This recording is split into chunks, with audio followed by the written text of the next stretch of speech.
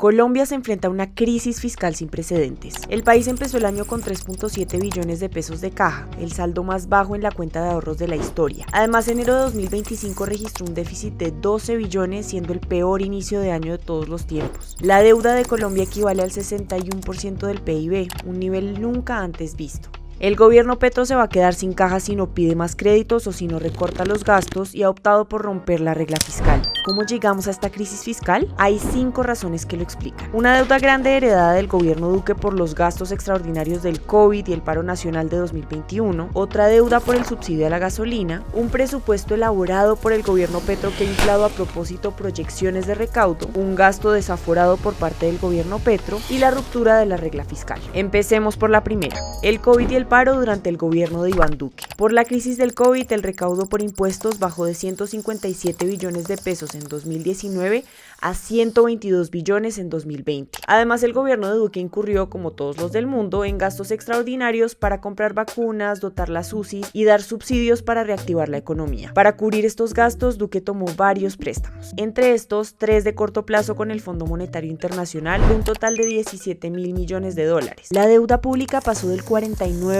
del PIB en 2017 a inicios del gobierno Duque a casi 60% en 2022 al final de su mandato. Esto llevó a que el gobierno por primera vez tuviera que romper la regla fiscal, una ley que se firmó en 2011 que establece cuánto se puede endeudar y cuánto puede gastar razonablemente un gobierno. El COVID era una situación extraordinaria que requería de más plata para hacer frente a la crisis y el Comité Autónomo de la Regla Fiscal, CARF, lo autorizó. Para ajustar sus cuentas antes del final de su periodo, Duque trató de sacar una reforma tributaria. El objetivo era aumentar la cantidad de plata que el gobierno iba a recaudar subiendo el IVA. Esa reforma, sumada al descontento de muchas personas por la pandemia, terminó por desatar el paro nacional del 2021. Duque tuvo que retirar la reforma. Esto llevó a que el país perdiera el grado de inversión y se aumentaran las tasas de interés. Además, los bloqueos dispararon la inflación a 5.6% y de ese porcentaje el 3% fue a causa del paro. La situación económica definitivamente empeoró. Contra todo pronóstico, Duque logró aprobar otra reforma tributaria a finales del 2021. Esta cobraba más impuestos a las empresas y menos a las personas, contrario a lo recomendado por expertos. Pero incluso con ese parche de emergencia no logró evitar que la deuda siguiera creciendo. 2. El hueco de la gasolina. Otra de las razones de la crisis fiscal actual es el aumento de la deuda con el Fondo de Estabilización de los Precios de Combustibles, OFPEC. Es una bolsa de plata que se usa para subsidiar el precio de la gasolina y el ACPM. Cuando el precio internacional del petróleo sube, el gobierno asume una parte para no trasladar todo ese aumento a los consumidores. Esa diferencia se convierte en un déficit que el gobierno le tiene que pagar a las empresas productoras y distribuidoras, principalmente a Ecopetrol. Para 2019 había una deuda de 17 billones de pesos que Duque pagó con recursos del presupuesto. Sin embargo, durante la pandemia y el paro, la deuda volvió a crecer. En ese momento se congeló el precio de la gasolina para evitar más inflación y protestas. El problema es que el precio internacional estaba alto, entonces la diferencia entre lo que costaba producirla y lo que pagaba la gente se disparó. Como el país estaba en crisis, el gobierno no pudo pagarla completamente y eso hizo que la deuda se fuera acumulando hasta alcanzar el 12% del PIB. Para hacerle frente a eso, Duque planeó subir la gasolina a 200 pesos en junio y 250 pesos en agosto de 2022. Una decisión profundamente impopular, pero muy necesaria. Al final terminó subiendo solamente unos 150 pesos la tarifa. Para el final de su mandato, la deuda ya era de 37 billones de pesos y el déficit alcanzó el 5,3% del PIB. 3. Petro hace cuentas alegres. Según Jairo Villabona, el segundo director de la DIAN de Petro, el gobierno recibió un país enfermo, una deuda alta y unos gastos mucho mayores a sus ingresos, es decir, un gran déficit. Pero el problema fue lo que el gobierno Petro decidió hacer con esa herencia. Al inicio de su mandato, Petro presentó una reforma tributaria para recaudar 23 billones de pesos con 3 mecanismos. Un impuesto saludable a los alimentos ultraprocesados, más impuestos y menos beneficios a quienes tienen más, y la no deducibilidad de regalías de los impuestos a pagar del sector de hidrocarburos. Pero la Corte Constitucional tumbó ese último punto y entonces la proyección de recaudo con la reforma pasó a ser de 17 billones de pesos. A inicios de 2023, Petro nombró a Ricardo Bonilla, un economista que venía del Pacto Histórico, como nuevo ministro de Hacienda. Con Bonilla llegó la época de las cuentas alegres. A pesar de que ideó un plan para acabar con la enorme deuda del subsidio a la gasolina, se dio a la presión del presidente que quería tener una billetera amplia para sacar adelante los cambios que prometió en su campaña. El primer descache vino con la proyección del crecimiento de la economía, que aunque esperaban que estuviera entre 0,9% y 1,2%, solo llegó al 0,7%.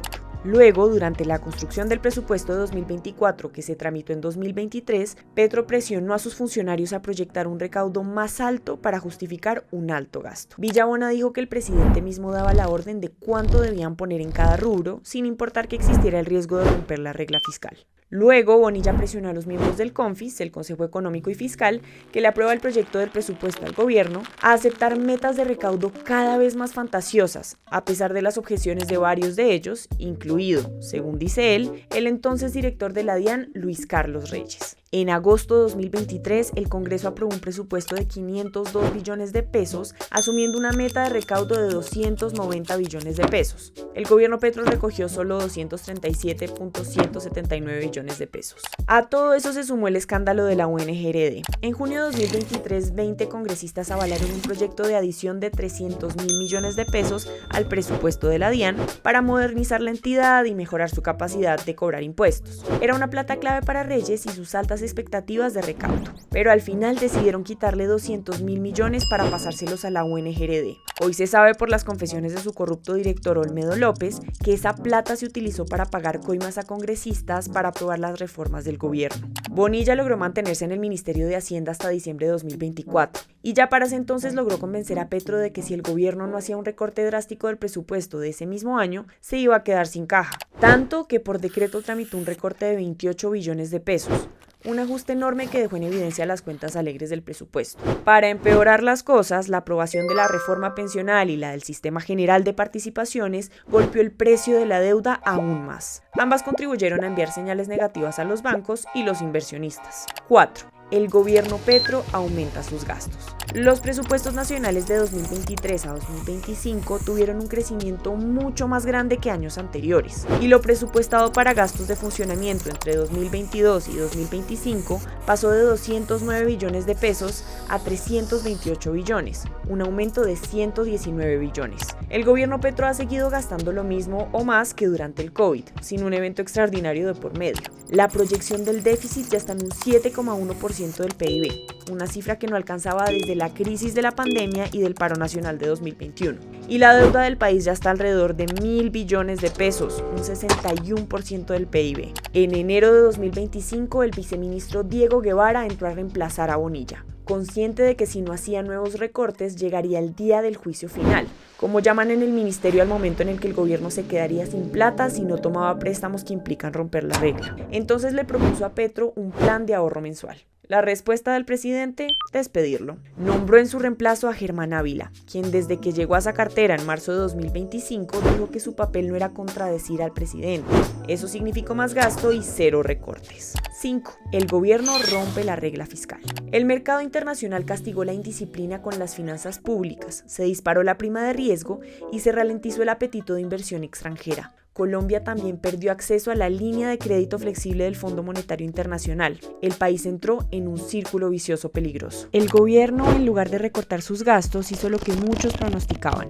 Anunció que rompería la regla fiscal, lo que significa 3 años sin tope para endeudarse. El comité de la regla fiscal rechazó esta decisión y la agencia de calificación de riesgo Moody's le rebajó el grado de inversión a Colombia, lo que significa que las tasas de interés van a ser más altas. El presidente Petro presentó un presupuesto que será de 557 billones de pesos. Este presupuesto no solo crece, sino que paga menos deuda y se la patea al próximo gobierno que le tocará recortar inversión para pagarla. Para los ciudadanos, eso se traduce en que en el futuro el próximo presidente tendrá que poner más impuestos y recortar la inversión pública.